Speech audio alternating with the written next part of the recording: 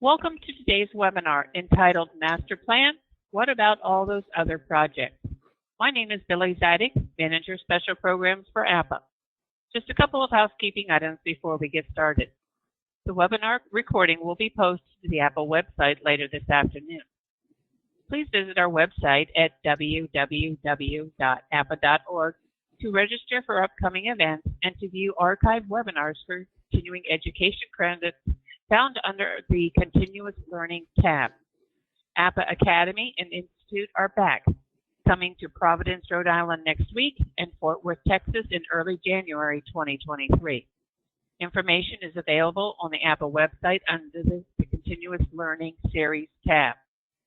Professional continuing education certificates are being offered for today's program.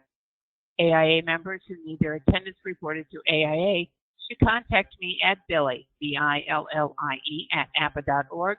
Those who indicated they wanted a certificate at registration and meet the requirements will receive certificates later this afternoon. All attendees are in listen-only mode. Please type your questions in the chat box and they will be answered in the order they are received. If we run out of time and we still have questions, responses will be sent directly to the person asking the question by our presenters. If you're just calling in, make sure you send me an email at billie@apa.org so I can send you a certificate if you would like one. The system only recognizes you if you log in. At this time, it's my pleasure to turn this over to John Edwards and Chris Hodges. Gentlemen, take it away. Okay, thank you very much, Billie.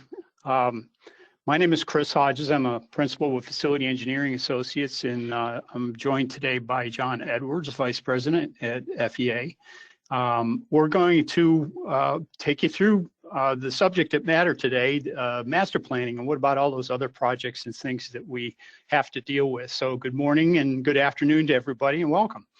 As Billie mentioned, this course is registered with AIA for continuing education credits. So as Billie mentioned, you can contact her afterwards, and if you need any more information about CEUs. So we'll go right ahead and launch right in.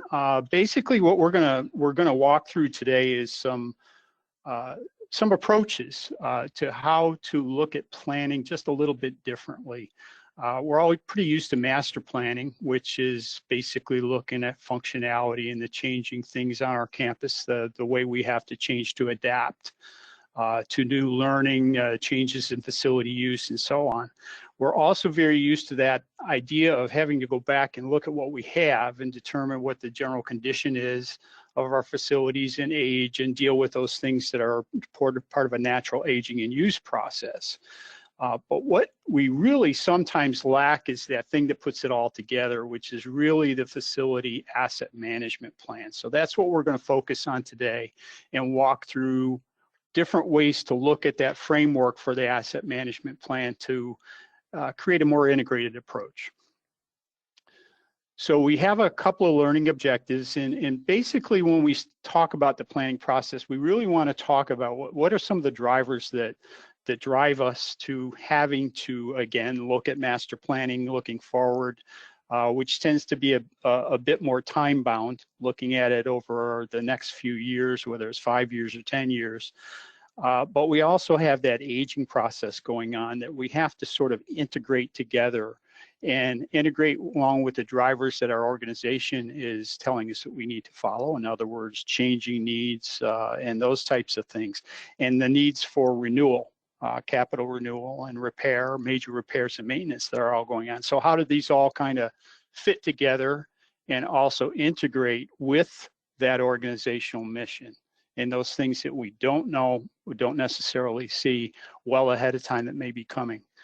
So with that, we're going to provide a little bit of an approach that we tend to use, which is our philosophy of facility management. When you think about a framework, one of the key things that we look at is understanding what you have today. And again, that goes back more to general condition, age, how things are being used and operated so that we understand what we have in our current inventory. We also want to look at how you use it and how to better take care of our facilities over the long run. And then we get into that sort of master planning realm of what are your future needs in terms of what's going to change and what are the programming aspects of how they change. And ultimately, what we really want to get to is the outcome. Facilities are safer, healthier, more resilient, productive, and cost effective. And those are the types of ways we approach that. One of the things I've always always looked back to over time, which is a publication put out by APA and CFAR a few years back. It's Buildings, the Gift That Keeps on Taking. Many of you may be familiar with this publication. It came out originally in 2006. Principal authors, Rodney Rose, Terry Ruprecht, and the late Doug Christensen. And some of the things that were pointed out in that document, I mean, they're obviously still very, very relevant today. But one of the main things that they talked about in this document was integrated planning. And that's really what this is all about too, is how to put all those things together so that we can start to see with our master plan, condition assessments, and things looking forward, how to put those all together in a manner that makes more sense and allows us to integrate all those processes that we use, and also the operational planning with that. So this is something we look at a lot, is looking at lower left-hand side here, sort of the capital renewal piece. That's the aging infrastructure piece, things that are wearing out, things that need to be replaced. And as we all know, in a building, we have hundreds of components and then several major systems. And if we sort of add all that up and look at the life cycle and the wearability of each one of those components, they're all coming up in different times. So it can get very complex in terms of data and looking at age and condition and so on. We also have those operational requirements, which have a heavy influence on things like health and safety. The capital renewal requirements deal a lot with the resilience of our facilities, resilient meaning lasting a long time. And then we have that productivity, cost effectiveness part of the operational requirements too. And then above all that is that programming piece, the idea that we have to look at this over the long time and integrate all those different processes. So what you're going to see today as we walk through how to look at this in a bigger picture and a bigger framework is utilizing some of those things about how buildings age, going back to that, you know, facilities, the gift that keeps on taking. It's not just about new construction. It's a lot about how we care for things over time. And then introducing that cost, the total cost of ownership, which is also a huge issue in terms of looking at things long time, and something APA has taken the lead in with just recently over the last few years with the 1,000, 2,000 total cost of ownership approach. So integrating those things all together so that we can have a better picture. Now, one of the things that always, unfortunately, we always find ourselves in a competitive funding environment. And you can see that here where, you know, we have that new construction, planning, design, and construction, but we also have to maintain what we have. And there's sort of that mix of where those funds come from and how we engage in those funds and how we accumulate those funds so that we can meet all of our future needs. So the capital budget is out there, and it's there for two different reasons. Number one, renewal, and the other part is meeting those future needs and programming needs and master planning needs. But we also have that operational budget, and sometimes those lines get a little bit blurred in terms of how we look at operations to capital. You know, we have sometimes true capital dollars, which are applied against long-term assets, come out of an operational side, and then we have the true capital side, which is new construction and also major repairs and renewals. So that environment becomes very competitive, and one of the things that helps make it a little bit more integrated, again, is that total cost of ownership approach. So here I'm going to turn it over to John, and he'll walk through do the heavy lifting. Thanks, Chris. That's a great setup, and good morning and good afternoon to everyone. This slide represents a framework that we're going to build out through the remainder of this presentation, and is based on the APA total cost of ownership model. And the bolded underline headings that you see are the 5 major headings that APA has defined in terms of total cost of ownership. You have the first cost there, the initial asset cost. B is operations and maintenance. C is your utility costs. Out to the far right is renewal, which has a number of subcategories, and we're going to spend a fair amount of time talking about those.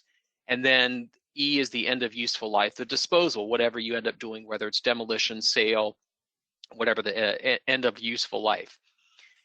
And within this, if we start breaking down the component pieces of the total cost of ownership, as Chris mentioned, there's often different fund sources, there's different groups within an institution that are keeping track of the various parts of those. And the title of this presentation, so you have a master plan, what about the rest of those projects? And that's in no way meant to denigrate a master plan at all. Master plans are an essential part of every institution's planning. Every university and college that we've been associated with has had one of varying ages and complexity. So the master plan is important, and it is essential in terms of figuring out what the program for the institution is, where it's headed with respect to the services it provides for its staff and its students, and the educational programs and research programs that it's going to deliver. But from that total cost of ownership standpoint, the master plan really focuses on the two top half items in that, and that's the first cost, that new construction, so all the things that go along with whether it's land or development costs, the actual building design and construction, and that initial commissioning to get you to the point where you're now ready to occupy that building and use it for its intended purpose. And then a piece of renewal under category D is also very much driven by that program, and it would include upgrades to different types of facilities, changes in use of existing facilities, and perhaps other policy initiatives or strategies that the university or college as a whole is implementing that may not be driven by the facility condition itself. It may have a larger university driver, whether that's decarbonization or climate change. You know, those types of sustainability and other initiatives are also important and also necessary, and sometimes those types of projects are driven not necessarily by the condition of the assets themselves, but by the strategy. And within these two broad categories, the need for them is highly variable. It really depends on the campus's needs and the leadership priorities in terms of funding, available funding, strategic priorities, how to spend the funding, how to go get more funding from donors, all those things that lead into being able to execute these types of projects. So again, master plan helps set the direction and the vision for those things to happen. But almost every institution that we've come in contact with has other challenges. And this is not to say that every institution has all of these challenges, but some of these might resonate with some of you. There may be chances where the programmatic needs are evaluated somewhat independently of the actual condition. And so there are changes that are made more frequently than you might otherwise make them if you were purely to look at condition. Some organizations do have a bias towards new construction. Getting that ribbon cutting ceremony, having a shiny new building, having a new sign, having a new location, a new stadium, all those things are wonderful things, but sometimes those come at the expense of taking care of what you already have. Again, not every organization is like that, but we have seen that. A challenge that is pretty universal, not just with the education sector, but again with facilities management as a whole, is an inadequate funding of that day-to-day operations and maintenance fund that Chris mentioned at the beginning. Tying the services and the service level to the operational funding, and recognizing that the level of operational funding does have an influence on the long-term health of that facility, even though you don't necessarily see it show up on the day-to-day basis. Accumulated over time, that shortfall in operations and maintenance funding can start to reflect in shorter life, expected useful life, and remaining useful life of the systems that are in the buildings. And the result of those types of behaviors, it ends up into an increasing deferred maintenance backlog, which in and of itself is a challenge, and is something that many institutions, not just higher ed, point to say, well, I've got this huge deferred maintenance backlog. And oftentimes the response from leadership can be, so what? It's just it's a number on a paper, and yes, smaller is better than larger, but is it too much? Is it about the right amount? How long is it going to take to get rid of my backlog? Is the backlog in somewhere that's going to hurt our research mission? Those types of questions are essential and really more important than just the size of the backlog. But that ever-increasing backlog is certainly a negative influence on the university, the college, its conditions, and its appearance and its attractiveness to students and other research opportunities. And so that taking care of the existing facilities after that 50 years, 75 years after the ribbon cutting are really what the lower half of this chart is about. It's your day-to-day operations and maintenance, which includes both your preventive and corrective maintenance and day-to-day, your cleaning of the facilities, your grounds management of the facilities, as well as those renewal activities that are undertaken with respect to overall system replacement. So when a new roof covering is required, it's replaced in its entirety. Continuing to chip away at that backlog, that deferred maintenance DM, and trying to reduce that is often an initiative that's undertaken and funds are set aside for that.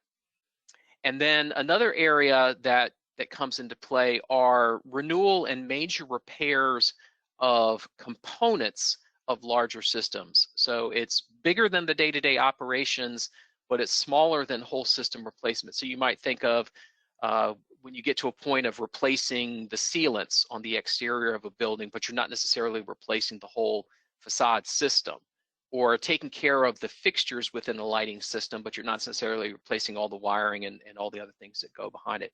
So those types of activities happen on a periodic basis as well. And really the gist of the thinking with respect to all those other projects, as the presentation is titled, is that to a great degree, all of these items on the bottom half of the model can be planned and predicted. You can pretty well tell from a financial standpoint about when things are going to need to be done. You may not know exactly the month and year a boiler is going to fail or a roof is going to need to be replaced, but from a long-term portfolio management perspective, if you have the right data and the right tools and the right system and the right framework in place, you can predict a lot of these various aspects of building performance. Now, before we dive much deeper into that, I don't want to overlook the fact that operations and maintenance does matter as an essential part of this. Not only does it influence the long-term condition of the assets themselves and managing those assets, but it affects the user experience. And there was a publication in early 2020 that was put out by the Harvard School of Public Health that talks about 9 foundations of a healthy building. And lo and behold, look at those and look at the timing of that. That was a prescient publication in terms of the things that many folks were paying attention to in that time frame. And those operations and maintenance needs are often sacrificed if it's not well planned and not well funded. And so these are essential to understand what those expenses are, tying those to service level, the concept of a service level, as APA has defined. APA has done a fantastic job of defining what various service levels are for maintenance, grounds, and cleaning. And with that, it helps facility managers to be able to convey what they should be getting for the funds that they're expending and what types of service outputs and outcomes they're able to achieve from that. And those become foundational for both, again, the user experience as well as the long-term health of the asset itself. So when you start thinking about this from a financial point of view and those competing sources of funds that Chris mentioned at the beginning, the operations and maintenance category, the category B items, are almost exclusively your annual operating expenditures. They're coming out of your annual operating budget. Where there can be a bit of a gray area is under the heading of the renewal and major repairs. And it's not so much a gray heading into how things should be categorized, but in terms of where the funds actually come from and where they're resolved. Because if you're replacing a major capital asset that has a life of more than a year and an expense over your capital cutoff, it is a capital asset.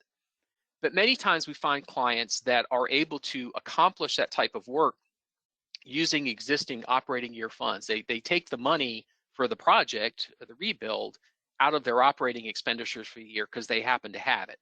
But it still really is a capital expenditure. Other times they take those assets and they either put them into deferred maintenance or they go ahead and use capital funds to repair.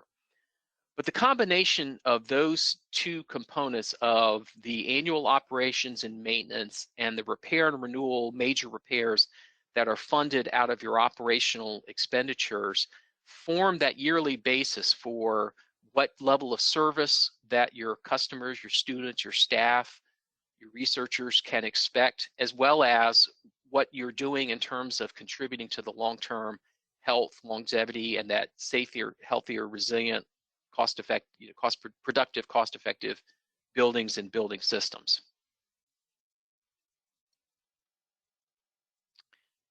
The other component under the renewal category and where you really start to see this concept of projects come in are under the whole system replacements and the deferred maintenance backlog reduction efforts. Those are the types of activities, again, that can be relatively well planned and predicted and financially modeled. And your ability to forecast the expenditures that you're going to need for your particular portfolio can be modeled in any number of ways. And we're going to talk a little bit more here shortly about that framework on different ways you can do that. But in the end, it's not some mystery, and you don't have to wait for things to break or completely fail. You can put together a compelling case of the funding you need to sustain the portfolio you have in the condition in which you want to maintain it. But the key question is, how do you know? How do you know whether you're funding your renewal at quote unquote the right level? Am I overspending? Am I underspending? What's the outcome I'm going to get? And that's where the concept of having the right information comes into play. Most institutions that we've run across have pretty decent component level information. They're executing work orders. They know where the particular pump is. They know where particular valves are. They've got a lot of that detailed information. They have preventive maintenance programs of varying degrees of complexity. And so they have that level of information. But trying to build a long-term, multi-year system level renewal plan from that kind of detail is very difficult, if not impossible, to do well, because you've got different types of facility data that you can be dealing with. On one hand, you've got your facility data, and many universities and colleges maintain this type of data. Your inventory, your equipment, localized equipment condition, what your replacement cycles are, what your preventive maintenance plans are, your schedules for that. In some cases, you might have system level condition and the system level needs, as well as then starting getting what are my renewal cycles and annual funding requirements. That's where the information that's available sometimes becomes a little bit more challenging, because that operations and maintenance data is really the lifeblood of a facilities management program. You're putting together your preventive maintenance schedules, you're taking care of the service calls that come in, you're providing services with that same staff in addition to the maintenance oftentimes. And so the operations data that resides in your computerized maintenance management system is essential and it's useful. But when it comes to the long-term planning for your facilities, the key things that you need are that system condition and what you're therefore being able to define what your needs are. And from that, then being able to project out a renewal cycle based on the type of asset and its expected useful life and its current condition, which ultimately results in that annual funding requirement. So how do you get that information? How do you put all that together? Well, going back to that block diagram that we started with, from our standpoint, it comes down to understanding what you have, how you use it, and what your future needs are. And so the understanding what you have are, as we talked about, and we'll go into a little bit more, your components in your systems and their relative conditions. Understanding how you use it from this capital planning point of view is really driven by defining for your institution what an acceptable level of condition is. And then from that, you can project your future needs in terms of system renewal. And then in the end, circle back and integrate the other factors that go along with planning besides condition-based projects into plans that can then be that full strategic facility master plan of putting the pieces together of how to combine your operational and capital expenditures. So starting with the understanding what you have and components and the systems themselves. The components, as we mentioned, are what's driving that annual operating expenditures. So the first thing that you should have is you should have an asset inventory. And if you don't have a decent asset inventory, there are a number of ways that you can go about collecting that information. You can have your technicians gather the information in a systematic way in the course of doing maintenance. It can be a bit of an extra time on them, but over a period of time with a systematic approach and the right tools to do that, you can capture the individual asset information and over time build out your computerized maintenance management system to be more complete. Some CMMS providers, computerized maintenance management system providers, offer as part of their services to perform an asset inventory when you install new software. They will go out and either refresh the data that you have or collect data that you don't already have, or both, and again, help you fill out that component level information about the particular assets that you have. Another option is to hire a third-party provider, and they can come in, and there are those that out there that do this and will collect that information for you and make it available for upload into your CMMS system. Regardless of who performs the inventory, it's important that at the institutional level you have that structure of how the data is going to be managed. We recommend the Uniformat data structure, ASTM Uniformat structure. That defines building components. It provides a very organized way of keeping track of things, having common naming and nomenclature with those, using the Uniformat data structure as the baseline, so that what you call something in one building and one campus is the same type of asset is called the same thing in a different building and maybe even on a different campus that you have. And then the level of detail that you choose to collect in terms of, again, how you go about doing that should be related to what's the value of the information. You can go out and collect 25, 30, 40 pieces of data about every asset, but if you're never really going to use that information, what's the value in paying somebody to do that? So defining what for your asset inventory, what your data structure is going to be, where it's going to reside, and what level of information all become foundational to then helping build that preventive maintenance program and making sure your PM needs are identified, and then building the work order histories for individual components that as service calls are accomplished, your technicians can associate the work that they're doing with a particular piece of equipment. For example, the classic, almost always #1 service call is too hot, too cold. If you spend the technician goes out and they go out and associate the hours that they spend correcting that hot condition or cold condition, and they just associate it with a room, well, we took care of room 103 or we took care of room 204 because that's where the complaint came from. That's all well and good from a client customer satisfaction point of view, but what was the problem? What got fixed? What is there something that's going on that's repeating itself that I should be attuned to?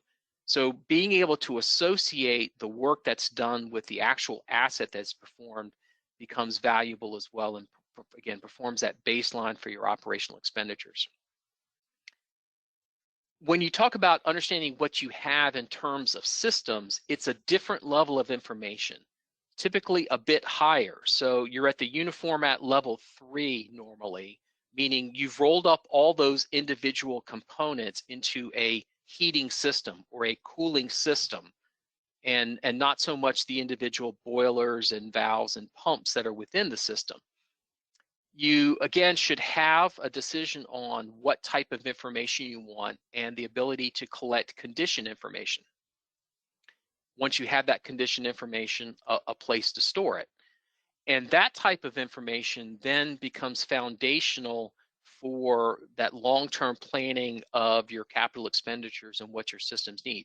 And that system level information and its condition information can reside in an integrated workplace management system, IWIM system.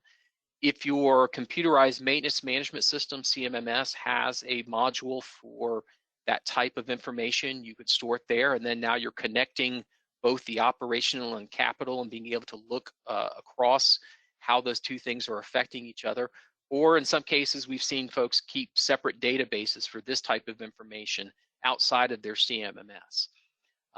They all will work. They all have various pros and cons of doing it. Ideally, if the more integrated the information is, the better off you're gonna be.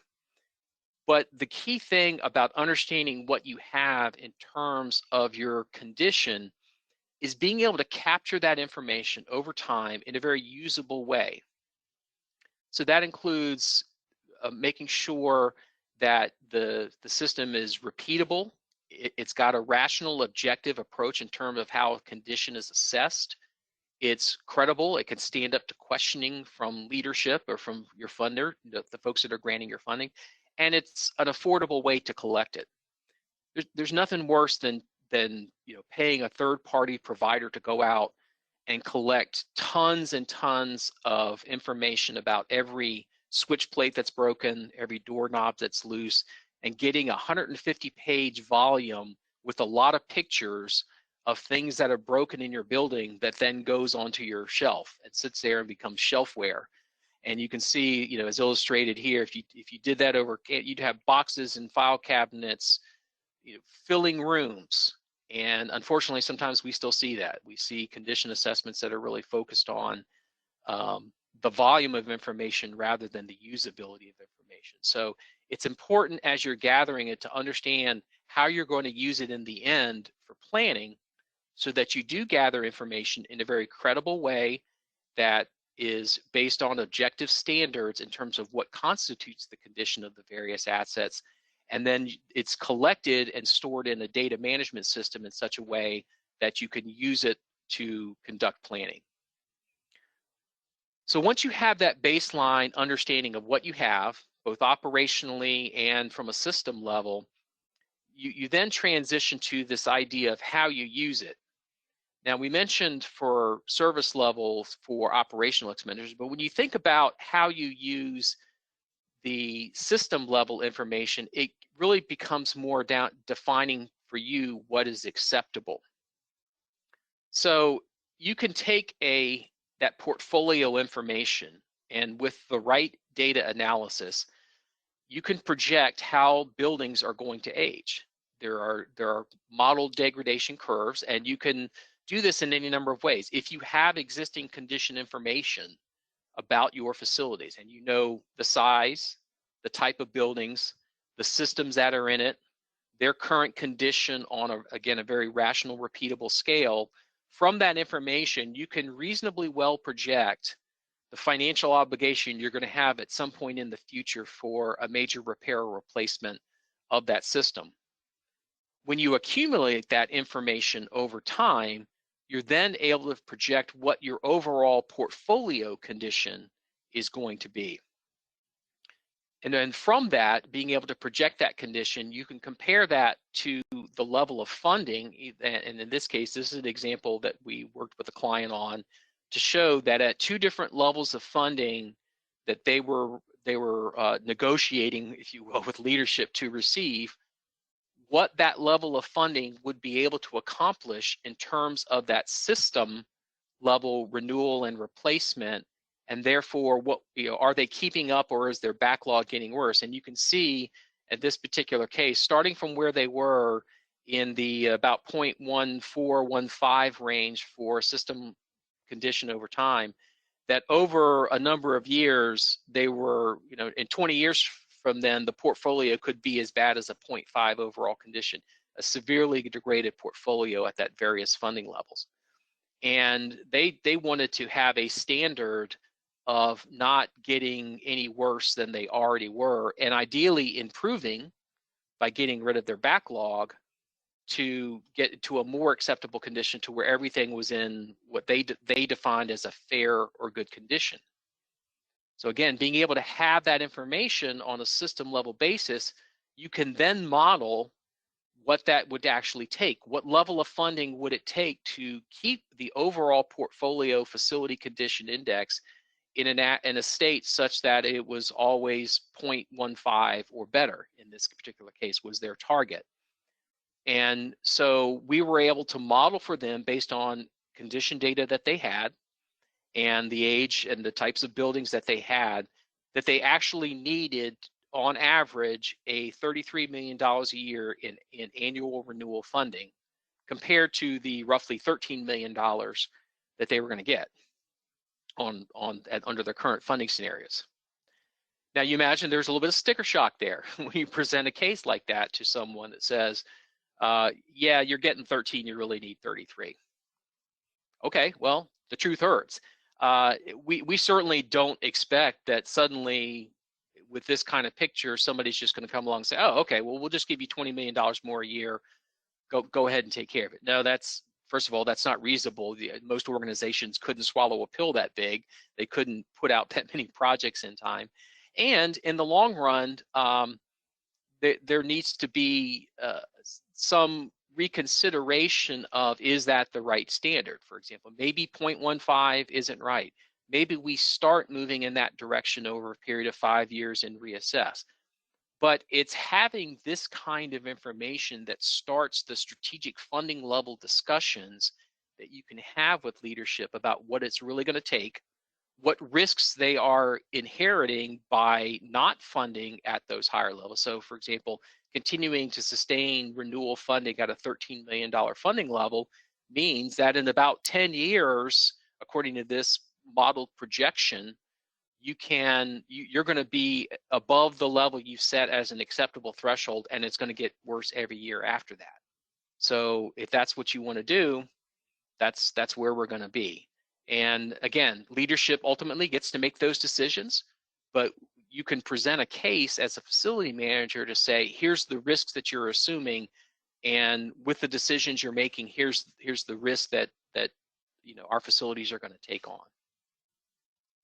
Now, the dollar values in and of themselves can be are essential and useful in terms of understanding needs, but we often find it's helpful to also begin having a conversation with both facility managers and the leadership who is responsible for funding approval and long-term funding strategies, to think about it as in terms of a percentage of current replacement value and being able to model. Because again, with the portfolio of facilities, whether it's the actual condition data you have, or even if you don't have facility condition assessment data and you can't afford to go out and get it, you can still take your building types, and with a reasonably good model of various, just knowing the building age and type of building it is and the size of building it is, come up with a order of magnitude model to make these same kind of projections without having to do a full-blown facility condition assessment. But if you've already got the facility condition assessment done, you absolutely can do these types of projections.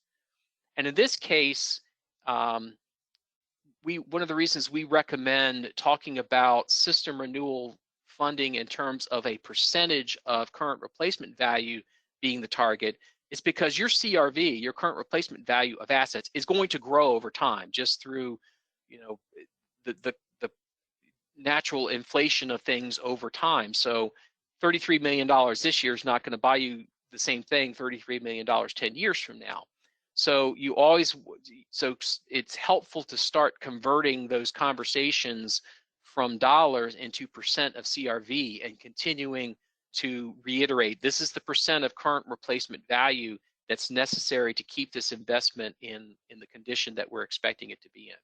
And so you can make those same kind of modeling arguments if you take the portfolio and at various % of CRV funding, these are the outcomes that you expect in terms of portfolio condition.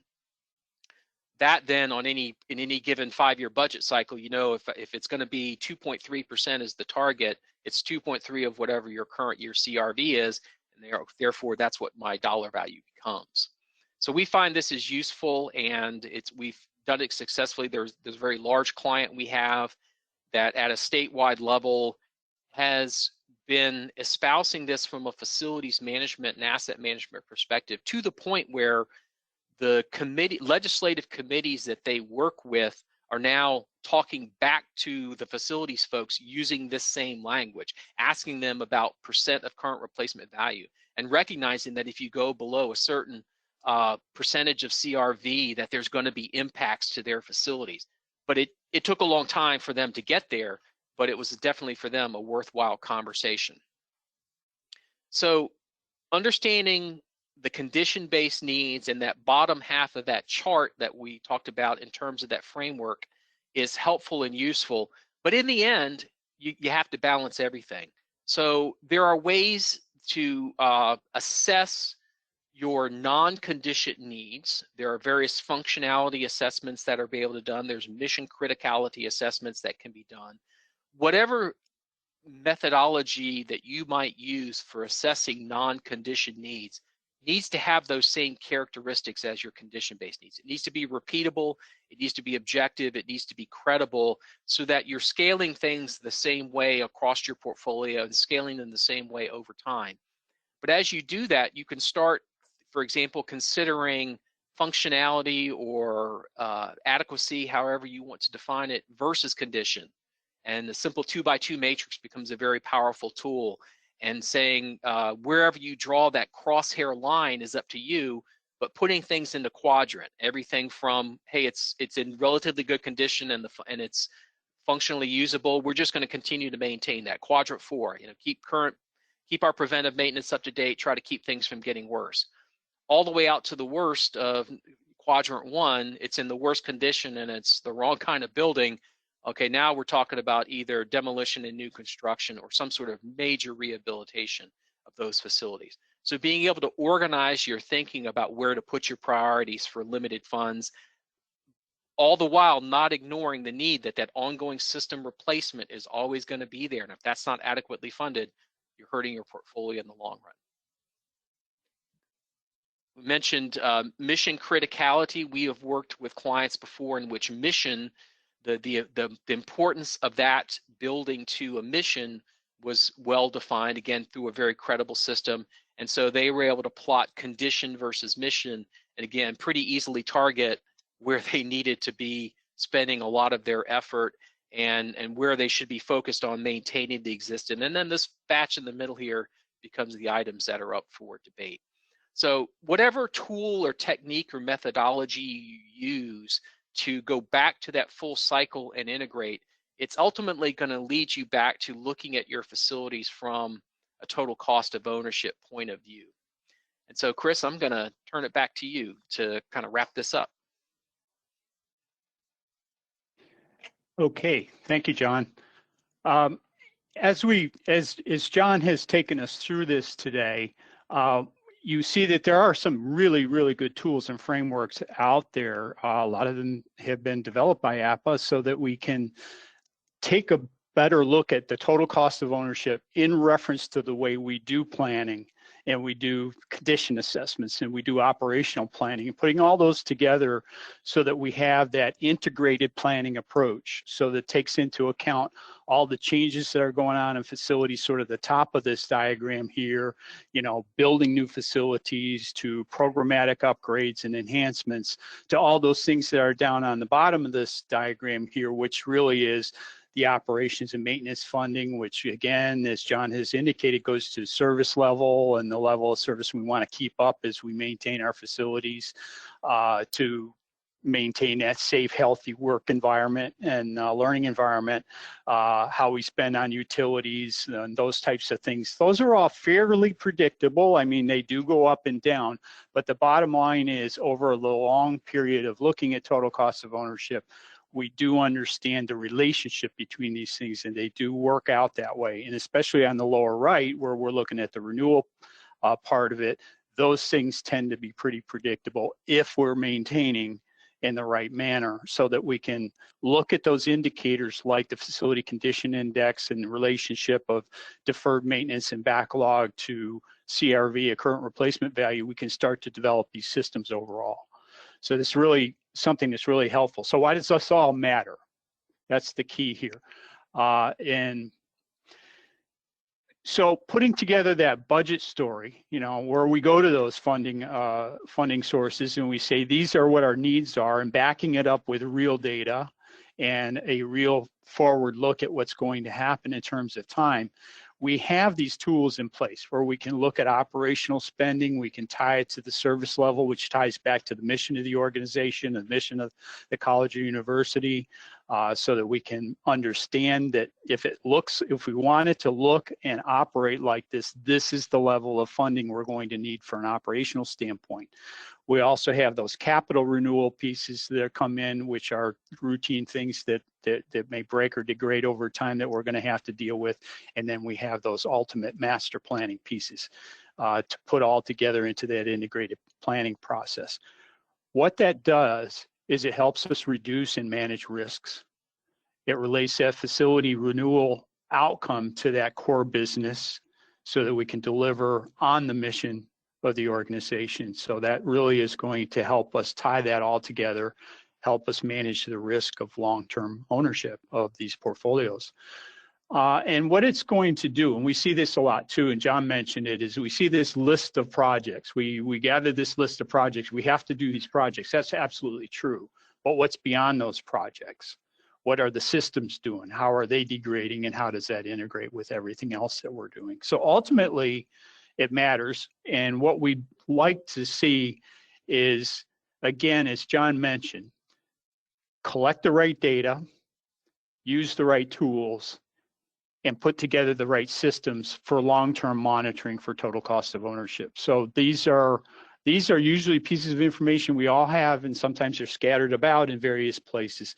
But if we focus on these things, the right data, the right tools, and the right systems, we can get to that total view of long-term total cost of ownership, which is really the helpful view to understand what it takes to maintain that healthy, safe, resilient, productive, and cost-effective environment. So with that, I think that sort of concludes where we are today. We'd love to take some Q&A. Okay, thank you, gentlemen. Well, we have one question, and I hope we'll get some more questions in here shortly. First question is, what FCI model is used for the system renewal funding graph? So we have those particular models that we use are based on degradation curves that predict for various system types and the modeling of the systems themselves, the type of building they're in and the type of system that they are, what their makeup of that system is.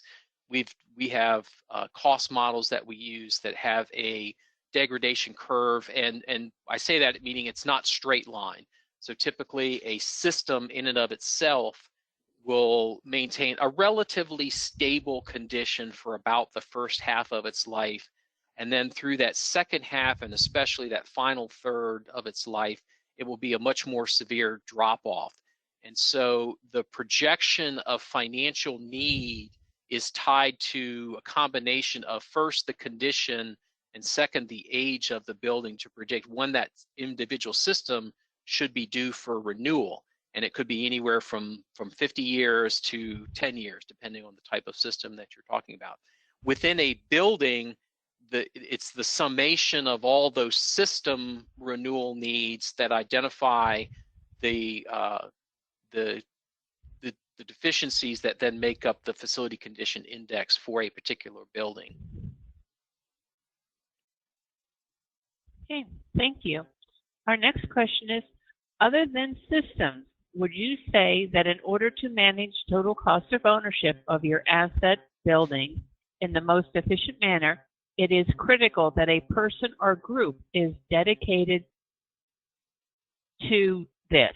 Institutions should invest in an asset management manager or team.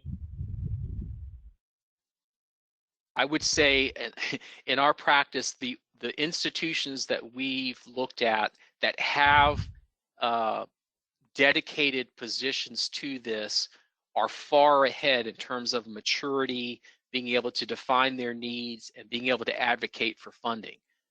We see everything from organizations that almost entirely rely on outside consultants to those who have in-house staff that conduct condition assessments on a routine basis over a portion of the campus and use that information to continually refresh their condition data, which then allows them to reproject what their needs are. So I won't say it's essential, but those that do it that way with a dedicated in-house staff and a dedicated asset manager and asset management team have much more mature outcomes and better outcomes and know their systems better than those that either aren't doing it all or are only relying on getting a condition assessment every 5 years from an outside consultant. Yeah, one of the key values to doing that, as John has mentioned, is that continuous process. If you can keep up on that data, a lot of times, even when you're doing the, say, 5-year cycle of renewal, you just think about the amount of time that the equipment's changed, right? So just keeping up with that data is an important aspect. So having somebody dedicated to doing that is a very good practice. And one of the practices we've seen that works well in this regard too is once you have your baseline condition information that documents the age and condition of your assets, at some period, normally once a year, to sit down and look back at what projects did we accomplish in various buildings, whether they were programming projects or whether they were condition-based projects, but look at all the projects we actually did. And within the scope of those projects, what systems actually got changed out or improved or renewed, and adjusting the condition rating for those systems based on actual project accomplishment. So you're resetting something from a poor condition to a light new condition when it gets swapped out. Doing that on a regular basis, every 6 months or every year with the by looking back at the accomplished project is another way to keep that information current without necessarily having to go out and resurvey your whole campus. Okay, thank you. Our next question is, what would you recommend, or how would you keep a 10-year project from falling off the map if year 1 through 9 projects get pushed back? Yeah, that is the challenge, is that all these accumulated needs don't ever stop. The clock never stops, the buildings don't ever stop aging. And so that's where you get those curves that go up and up and up is you know, that year 10 project is critical. And quite honestly, what it comes down to is that annual reassessment of what's the actual funding that I'm going to get in the next near-term budget window, and what are my highest priority needs, and making sure that even if I've got things that were deferred from 8 years before still pending, I might have something that's due now that has to be replaced. The only real way out of that trap is to get adequate level of funding over time so that your system renewal needs are keeping up. Because the ideal situation from a facility, you know, that asset management point of view is that if you're getting the adequate renewal funding you need to keep up with whatever condition level you've set as acceptable, and you're applying it correctly, and you're renewing systems, and you've chipped away at most of your deferred maintenance backlog, then really most of your other projects are going to be totally related to program. You're not going to have crises projects for new roofs or new heating systems and things, because you will have already planned and predicted when those things should be done before they fail, and you've been given the funding to take care of it. Okay, well, that is all of the questions we have right now, but I wanted to, just on a kind of side note, to let John know that someone has recognized your building on your first slide. Recognize my building. Oh, okay, good. Well, it's an FEA Okay, picture. well, We took that picture, but yeah, I know where it is too. I just wanted to let you know that someone recognized it. Anyway, that's all the questions we have for today. So, John and Chris, I want to say thank you so much for a very informative webinar today, and I know you're going to get lots of follow-up questions on this. And to our attendees, as always, thank you so much for taking the time out of your busy schedule to be with us. So until next time, be safe, stay healthy, and be kind to one another. Thank you so much. Bye-bye now. Thank you all.